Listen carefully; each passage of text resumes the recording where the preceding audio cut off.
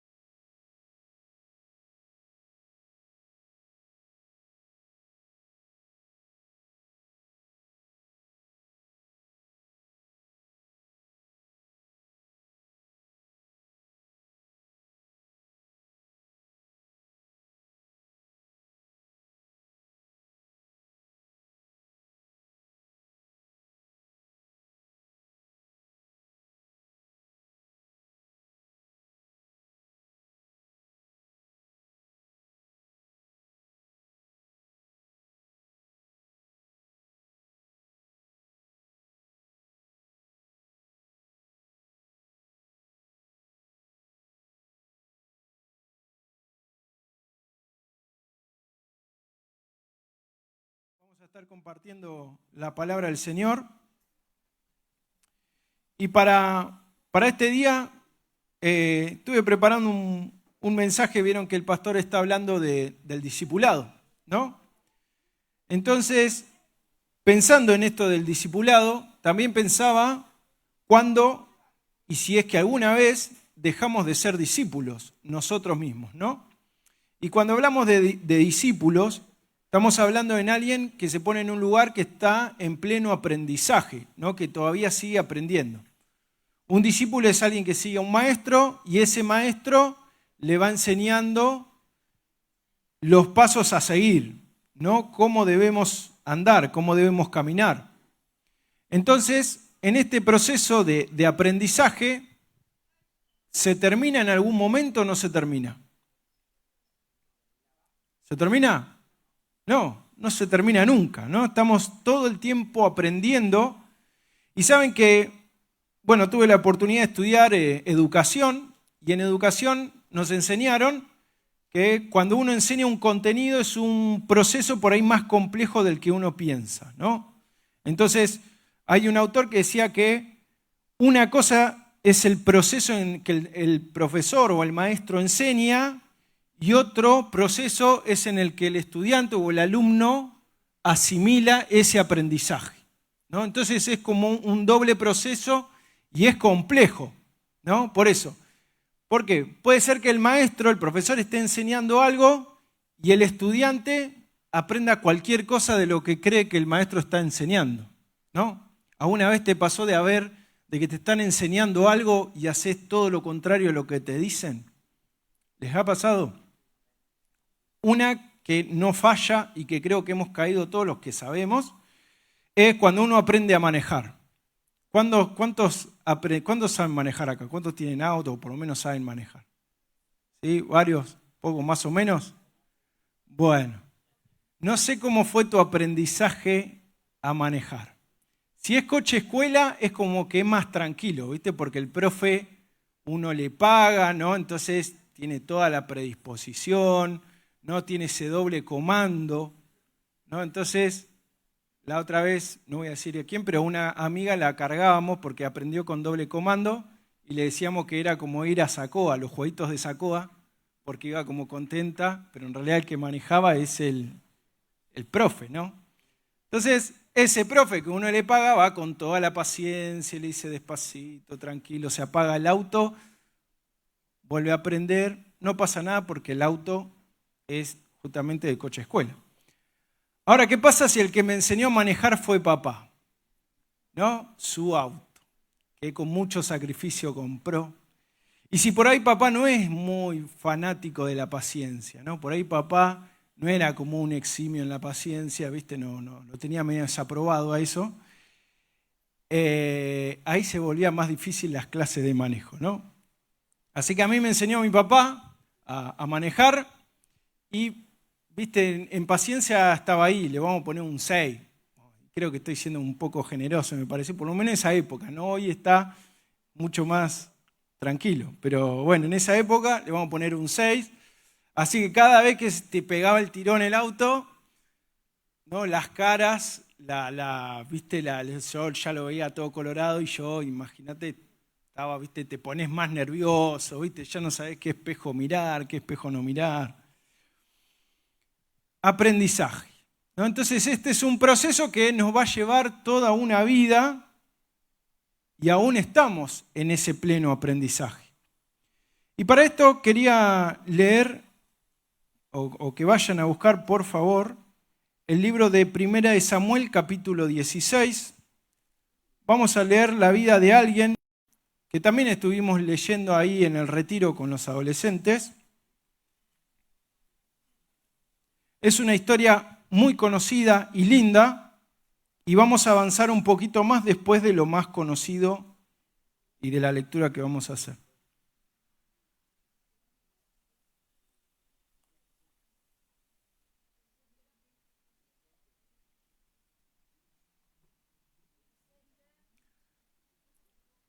Primera de Samuel, capítulo 16, versículo 1.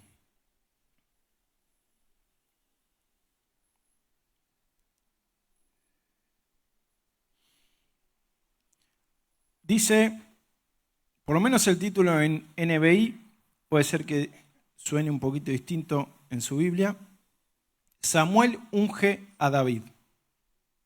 Samuel unge a David. ¿Lo tienen? Amén. Dice, el Señor le dijo a Samuel, ¿cuánto tiempo vas a quedarte llorando por Saúl? Si ya lo he rechazado como rey de Israel, mejor llena de aceite tu cuerno y ponte en camino, voy a enviarte a Belén, a casa de Isaí, pues he escogido como rey a uno de sus hijos. ¿Y cómo voy a ir?, respondió Samuel.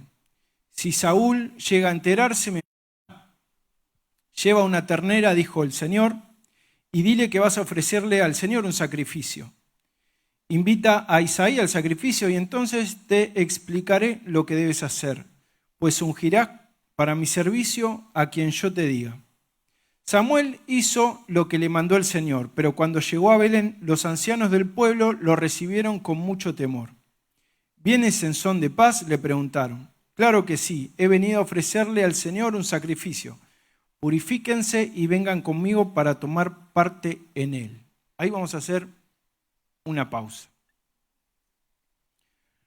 Nos encontramos ahí con una escena bíblica en donde el profeta Samuel, que era de alguna manera el representante, digamos, de Dios, era el que intervenía entre Dios y el pueblo, ¿no? Lo explico por ahí para alguno que por ahí sea más nuevo o que tenga un poco tiempo en la iglesia. En esa época no es que uno se relacionaba directamente con Dios, había un mediador, ¿no? y en este caso era un profeta. Entonces el profeta era quien de alguna manera traía palabra de Dios al pueblo. Y este profeta Samuel estaba triste porque en su época había ungido a un muchacho que él quería mucho, que se llamaba Saúl, lo había ungido como rey. Entonces, ahí el texto no nos da mucho detalle, pero sí nos da a entender, podemos entender que había un vínculo bastante fuerte. Por eso él de alguna manera llora, estaba como triste, porque este rey no venía haciendo las cosas bien. Entonces ahí nos encontramos con el texto en donde el Señor le dijo a Samuel: ¿cuánto tiempo vas a quedarte llorando por Saúl si ya lo he rechazado como rey de Israel? Ciertos momentos en donde Dios al rey Saúl le había dicho que actuara de cierta manera, Saúl hacía a su manera las cosas, y Dios de alguna manera ya lo había descartado, dijo: yo voy a poner a otra persona. Entonces se ve que Samuel lo quería mucho, ¿no? Tenía un aprecio por él, y se ve que estaba llorando, estaba triste, y ahí es donde dice Dios: no, deja de llorar por él. ¿Hasta cuándo vas a seguir llorando? Mejor llena de aceite tu cuerno y ponte en camino, voy a enviarte a Belén, a la casa de Isaí, pues he escogido como rey a uno de sus hijos.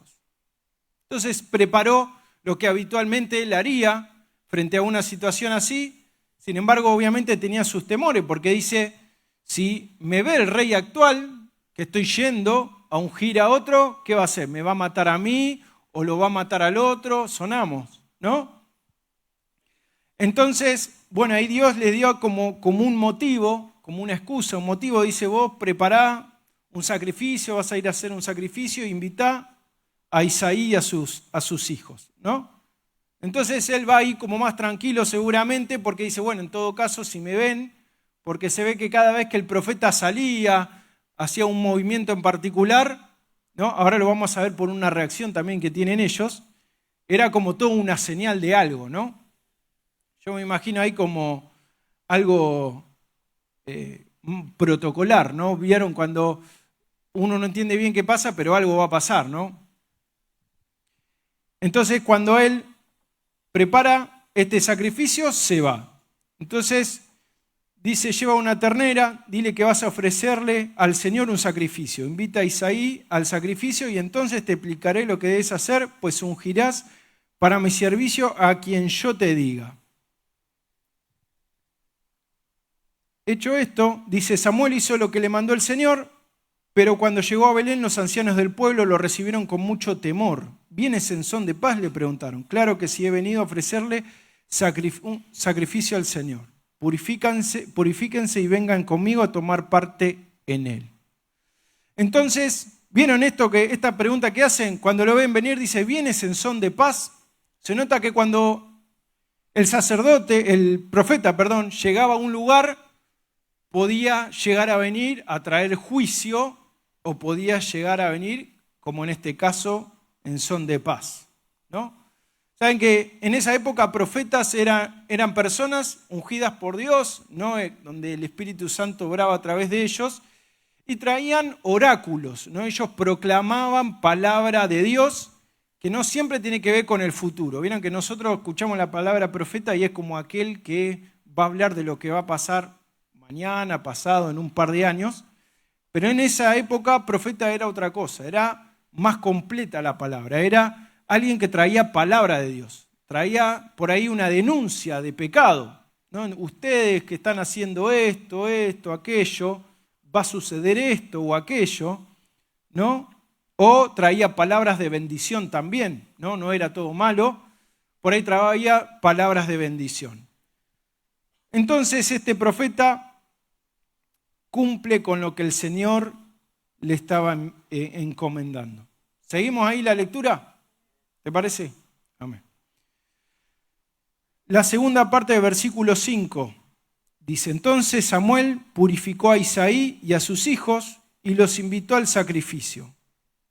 Cuando llegaron, Samuel se fijó en Eliab y pensó: sin duda que este es el ungido del Señor. Pero el Señor le dijo a Samuel: no te dejes impresionar por su apariencia ni por su estatura, pues yo lo he rechazado. La gente se fija en las apariencias, pero yo me fijo en el corazón. Entonces Isaí llamó a Abinadab para presentárselo a Samuel. Pero Samuel dijo, a este no lo ha escogido el Señor. Luego presentó a Sama y Samuel repitió, tampoco a este lo ha escogido. Isaí le presentó a 7 de sus hijos, pero Samuel le dijo, el Señor no ha escogido a ninguno de ellos. ¿Son estos todos tus hijos? Queda el más pequeño, respondió Isaí, pero está cuidando el rebaño. Manda a buscarlo, insistió Samuel, que no podemos continuar hasta que él llegue. Isaí mandó a buscarlo y se lo trajeron. Era buen mozo, trigueño y de buena presencia. El Señor le dijo a Samuel, este es, levántate y úngelo. Samuel tomó el cuerno de aceite y ungió al joven en presencia de sus hermanos. Entonces el Espíritu del Señor vino con poder sobre David y desde ese día estuvo con él. Luego Samuel regresó a Ramá.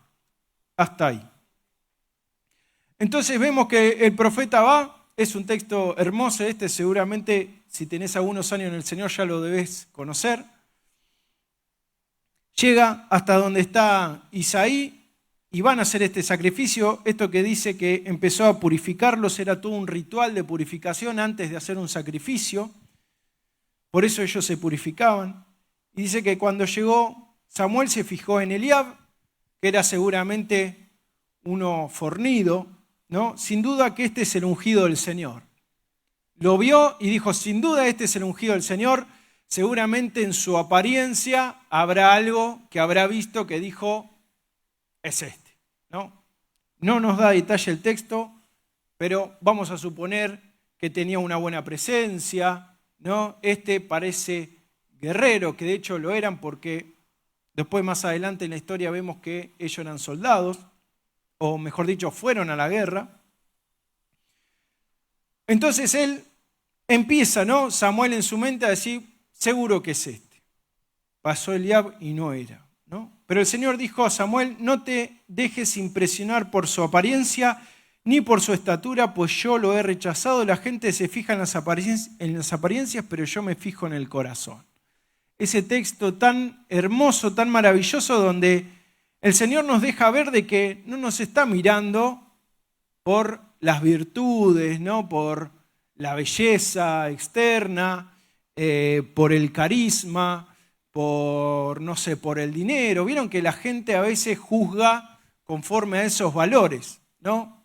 A veces, no sé si te pasó de tener un compañero, una compañera por ahí en el colegio, que todos le están atrás, pero no es porque sea buena persona. De hecho, por ahí es mala persona, ¿no? Por ahí te pasa en el trabajo de conocer a alguien, un jefe, ¿no? Como es el jefe, están todos ahí atrás del jefe, pero resulta que el jefe es un desgraciado, es mala persona, pero claro, es el que toma decisiones, el que firma las vacaciones, entonces ahí le están ahí todos, ¿no?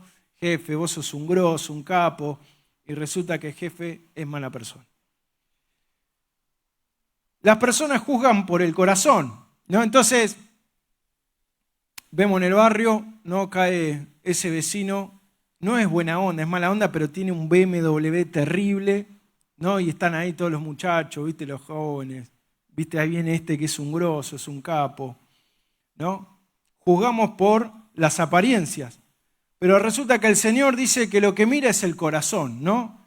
Y qué hermoso para nosotros saber de que el Señor nos está mirando el corazón, ¿no? Nos está mirando cuando nosotros nos vemos en el espejo, nosotros por ahí vemos nuestras inseguridades, vemos nuestras virtudes y a veces no tanto vemos nuestras virtudes, vemos sobre todo nuestros defectos, ¿no? Siempre estamos ahí como haciendo hincapié en los defectos y resulta que también tenemos un montón de virtudes, ¿no?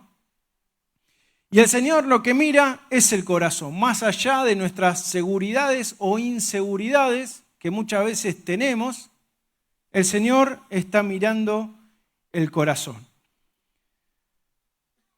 Entonces el Señor dice estas palabras, versículo 8, entonces Isaí llamó a Abinadab para presentárselo a Samuel, pero Samuel dijo, este no ha escogido el Señor. Luego presentó a Sama y Samuel repitió, tampoco a este ha escogido. Isaí le presentó a 7 de sus hijos, pero Samuel le dijo, el Señor no ha escogido a ninguno de ellos. ¿Son estos todos tus hijos?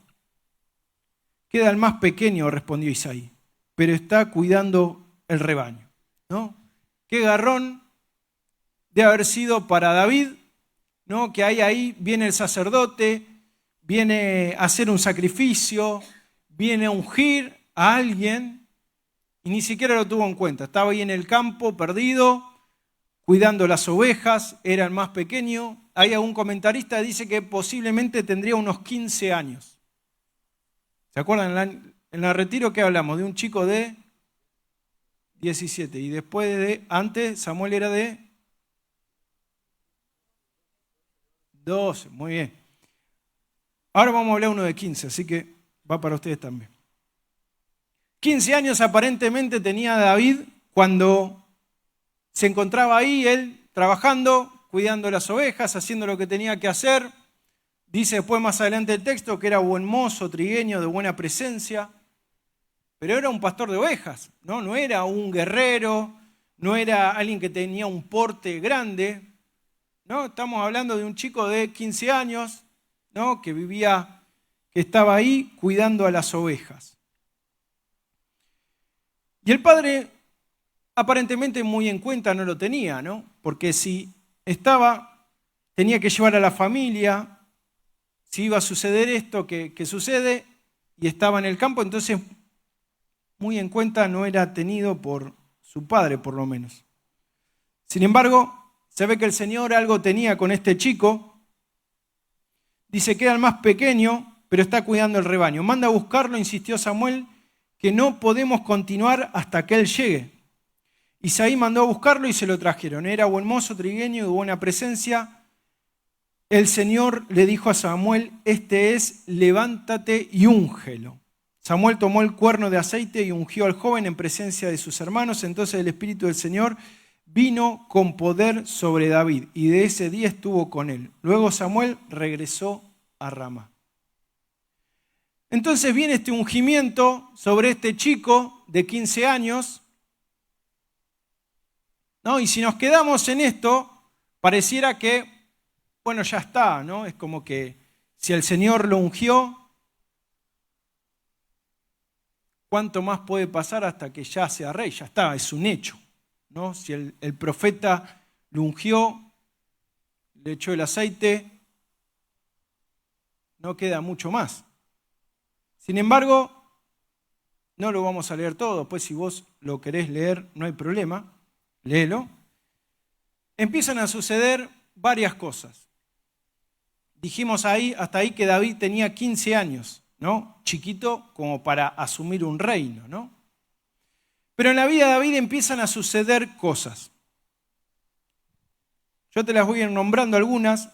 Por ejemplo, en principio fue músico y escudero de Saúl, el rey. Estuvo al servicio del rey. En un momento, el rey lo pone ahí, tenía problemas, dice que le venían unas inquietudes, estaba inquieto, no estaba en paz.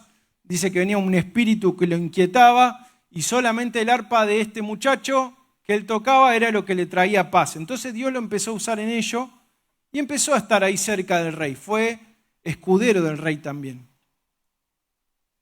Sin embargo, sigue la historia. Pasan más cosas todavía con él. Una de ellas estuvimos predicando en el culto del domingo del retiro. ¿Qué pasó con David? ¿Qué hizo? ¿A quién mató? A Goliat. Muy bien, bueno, me quedo tranquilo que algo escucharon. Mató a Goliat. ¿No? ¿Se acuerdan ustedes, los que tenemos más tiempo en el Señor? La historia, y si no, seguramente en una buena película la has visto. Mata a Goliat, que tenía unos 3 metros de alto. ¿No? Él venía insultando al pueblo, al ejército, mejor dicho, de Israel. Le venía diciendo, bueno, en vez de hacer tanta guerra, ¿por qué no viene uno y hacemos un mano a mano? Dirían acá en el barrio, ¿no? ¿Por qué no hacemos un mano a mano? Y el que gana, gana la guerra, ¿no? Y de este lado, todos los israelitas mirando, ¿vieron cuando no se hacen cargo?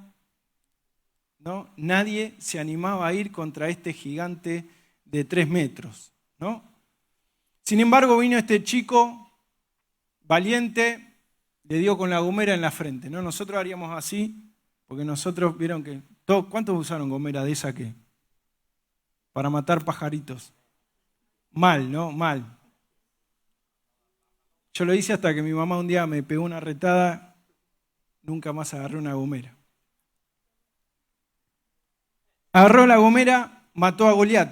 Este muchacho intrépido empezó a tener nombre, renombre, empezó a adquirir fama, ¿no? Miren, este muchacho empezó a hacerse famoso, ¿no? Obviamente después de esto empezó a hacerse famoso. ¿Y qué sucedió en el rey? Empezó a darle envidia. De un chico, no estamos hablando de un chico. Mata a Goliat y lo empiezan a reconocer. Y arranca ahí nomás la envidia de Saúl.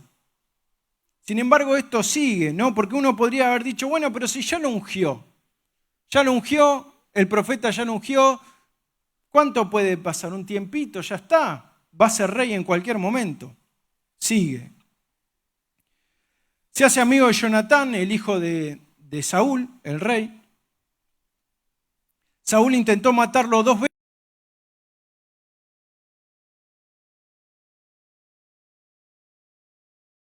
Por ahí le tiró una lanza, le erró. ¿No? Y uno puede decir, ¿pero cómo?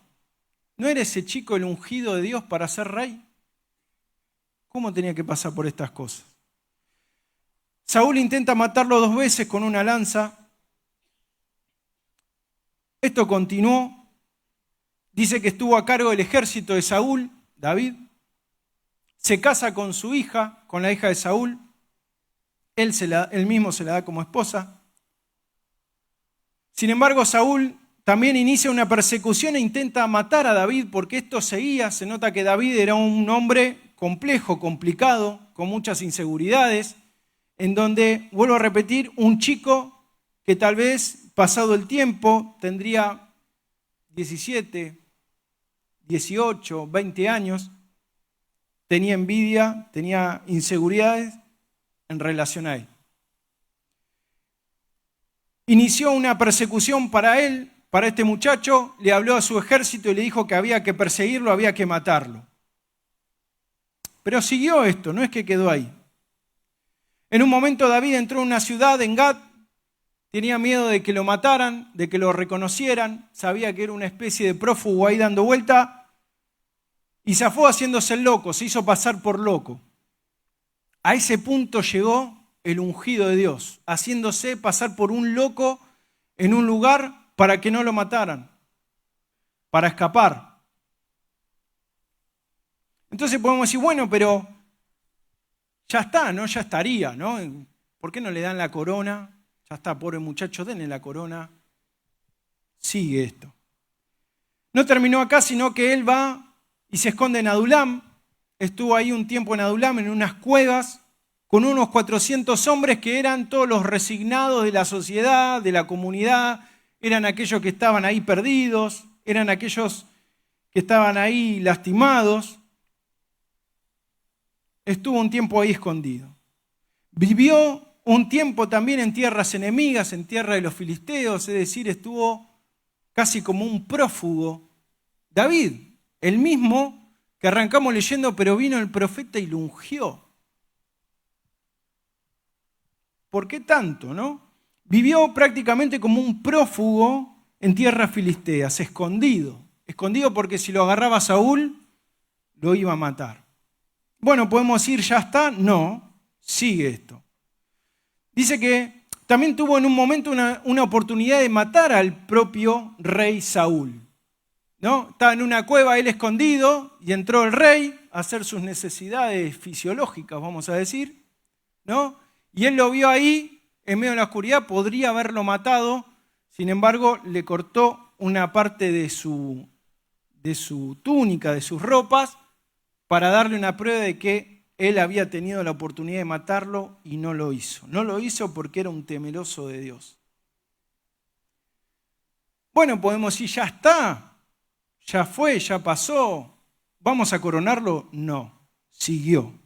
Los amalecitas toman de esclava a las mujeres de la ciudad que él habitaba, Y también toman a sus esposas.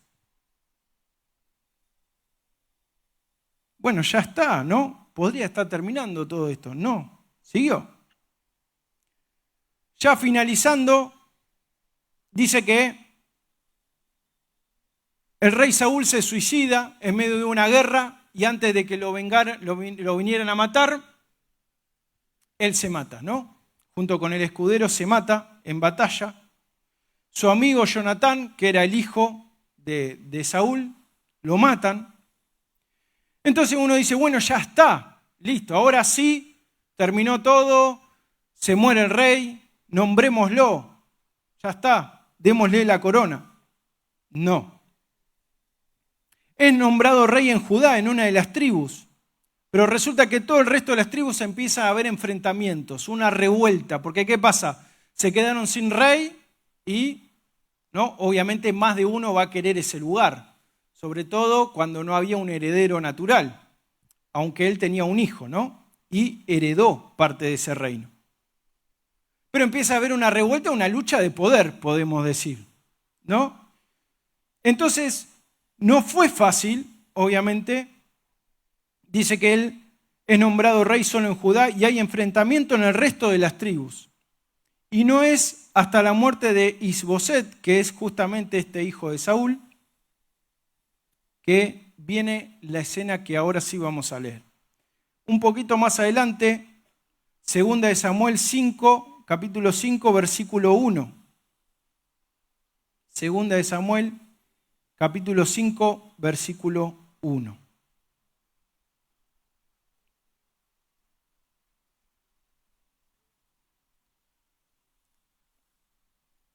¿Lo tiene? Amén. David es ungido rey de Israel. Todas las tribus de Israel fueron a Hebrón para hablar con David. Le dijeron, Su Majestad y nosotros somos de la misma sangre. Ya desde antes, cuando Saúl era nuestro rey, usted dirigía a Israel en sus campañas. El Señor le dijo a Su Majestad, tú pastorearás a mi pueblo Israel y lo gobernarás. Así pues todos los ancianos de Israel fueron a Hebrón para hablar con el rey David, y allí el rey hizo un pacto con ellos en presencia del Señor. Después de eso ungieron a David para que fuera rey sobre Israel. David tenía 30 años cuando comenzó a reinar y reinó 40 años. Es decir, ¿cuántos años pasaron aproximadamente desde ese momento en que fue ungido y este momento que él asume? ¿Cuántos años? 15 años. Aproximadamente 15 años pasaron desde ese momento que ese jovencito recibe el ungimiento y este hombre que asume como rey. ¿No? Entonces, ¿qué me deja todo esto? El proceso que pasó, el aprendizaje que él tuvo que vivir día a día hasta llegar a este lugar. No fue un momento instantáneo. No fue algo que después que lo ungieron, dijo al otro día, bueno, ya está, que asuma, no hay más que decir.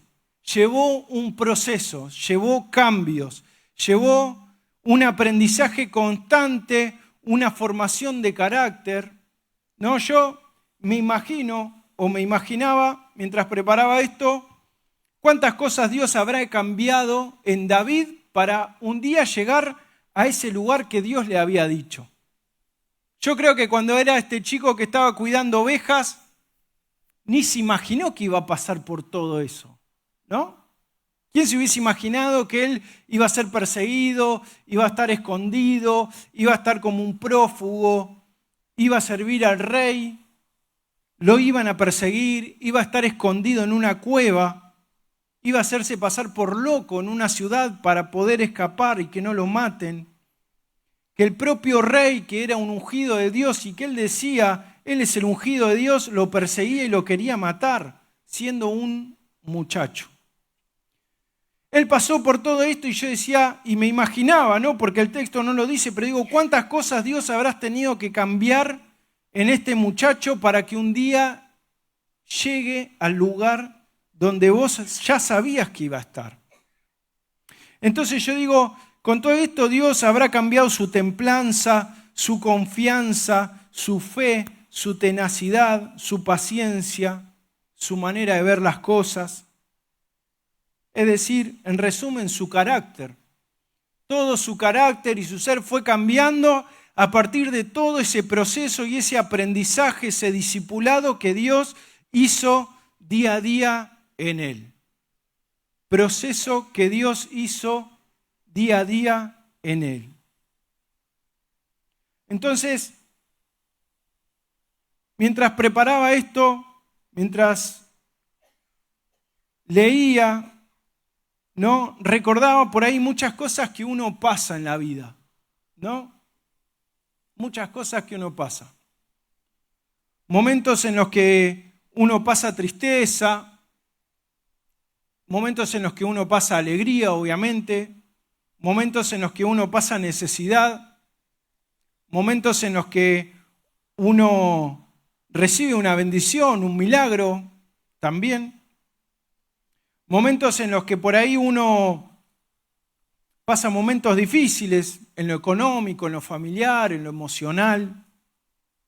Procesos, cambios que Dios va haciendo todo el tiempo en nuestra vida.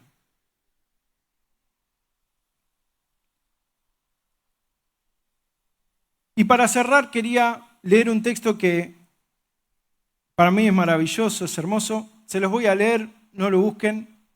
Mientras si quieren ir pasando los músicos, está en Gálatas 6:9 y dice así: no nos cansemos de hacer el bien, porque a su debido tiempo cosecharemos si no nos damos por vencidos.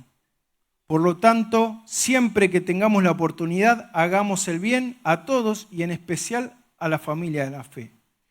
No nos cansemos de hacer el bien, porque a su debido tiempo cosecharemos si no nos damos por vencidos. Me parece un texto maravilloso cuando nosotros en medio de los procesos, de los cambios, de las transformaciones que Dios hace, donde a veces por ahí las cosas no las vemos del todo claras, donde a veces uno no te pasa, estás en el trabajo y estás remando, tratando de hacer las cosas bien y ves alrededor y es todo un desastre y vos decís, Señor, ¿hasta cuándo voy a seguir haciendo las cosas bien? ¿No? Haces las cosas por derecha y te cuesta más y el que la hace por la izquierda le es más fácil, ¿no? Y sin embargo vos ahí tratando de hacer las cosas bien, ¿no? Me imagino a los chicos ahí en el secu, en la facu, todos se copian, pero no, yo tengo que estudiar porque tengo que hacer las cosas bien, pero todos se copian, no, pero yo tengo que hacer las cosas bien, ¿no? En el retiro una chica decía, y es verdad, muchas veces es más fácil hacer lo malo y es más práctico y la tenés más fácil hacerla malo que hacer las cosas buenas. Querés hacer bien y te lleva mucho más trabajo. Y es verdad, a veces es mucho más trabajoso hacer las cosas bien que hacerlas mal. Pero por eso, en medio de eso, me acuerdo de esta promesa. No nos cansemos de hacer el bien, porque a su debido tiempo cosecharemos si no nos damos por vencidos. Yo me imagino a David en medio de esos 15 años de proceso, porque no fue un día ni dos, 15 años de un proceso de que no fue el mejor, ni el más cómodo, ni el más tranquilo, ni en un reino, ni en un trono. Fue prófugo, fue escondido, fue en cuevas, fue 15 años de un proceso en donde él permaneció y un día sucedió lo que dice el texto: cosechó porque no se dio por vencido. Cosechó porque no se dio por vencido.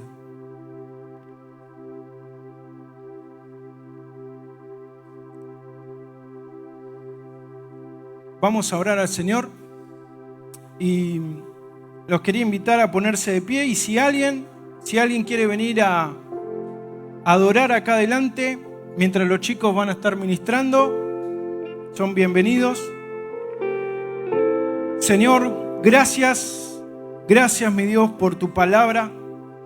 Gracias porque tu palabra es maravillosa.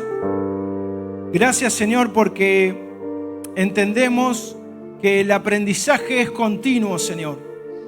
Gracias, Señor, porque entiendo que el discipulado no se termina aquí, sino que se termina el día que esté delante tuyo. El aprendizaje, Señor, sigue día a día. Los procesos siguen día a día.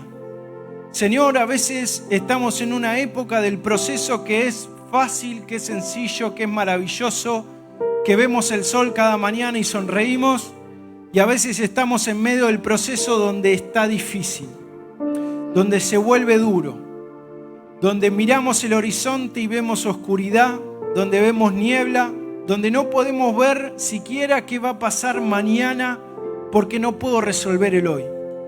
Pero Señor, tu palabra es maravillosa. Nos dejaste el ejemplo, Señor, de un muchacho que con 15 años fue ungido rey, sin embargo pasaron 15 años de un proceso tremendo para un día ocupar ese lugar que tú le habías preparado. Señor, él no se cansó y porque no se cansó pudo cosechar. Señor, yo te ruego, mi Dios, que nos ayudes a continuar, que nos ayudes a seguir adelante, que nos ayudes a mirar el horizonte, que nos ayudes, Señor, a recordar esas promesas que habías traído para nuestra vida, Señor. Esas promesas en donde tú nos habías dicho que el lugar a donde nos vas a plantar es totalmente diferente a la realidad de la que estoy viviendo hoy. Señor, ese lugar donde yo sé que tú vas a hacer algo extraordinario con mi vida. Señor, ese lugar donde creo que tú vas a hacer algo especial conmigo. Señor, ayúdame a seguir dando un paso y otro paso y otro paso, Señor, para continuar a la meta. Señor, no quiero ser de esos que se cansan y abandonan, sino que quiero ser de esos que prevalecen y cosechan, Señor. Ayúdame a ser uno de los que prevalecen y cosechan, Señor. En el nombre precioso de Jesús, mi Dios.